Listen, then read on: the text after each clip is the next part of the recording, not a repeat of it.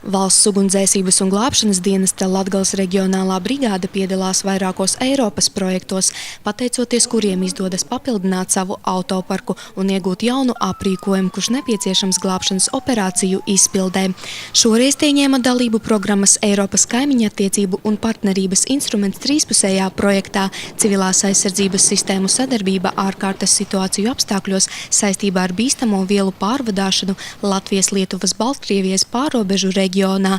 Eiropas Savienības līdzfinansējums sastāda 90% no kopējās summas.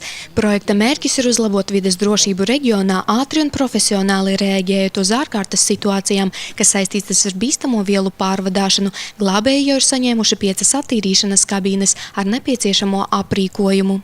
Ja notiks, piemēram, bīstamo ķīmisko vielu noplūde un būs nepieciešama veikt cilvēkiem dekontamināciju, līdz ar to ir iegādātas 5 mums dekontaminācijas kabīnes, kuras viss ir sadalīts pa Latgales reģionu brigādi. Pēdējā laikā palielinājās ķīmisko teroru skaits dažādās valstīs. Cerot, ka šādi gadījumi mūsu valstī nenotiks, jebkurā gadījumā mūsu glābēji tam būs gatavi. Jau nākošajā gadā tiks iegādāta mašīna cīņā ar šādiem gadījumiem.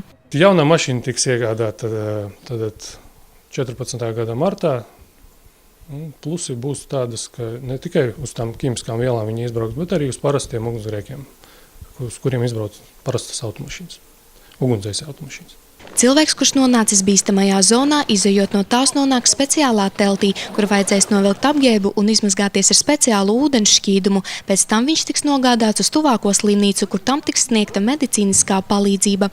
Šī projekta subsīdiju saņēmējs ir Valsts ugunsdzēsības un glābšanas dienests. Partneri ir glābēji no Alitas, Vitebskas un Grodņas reģioniem.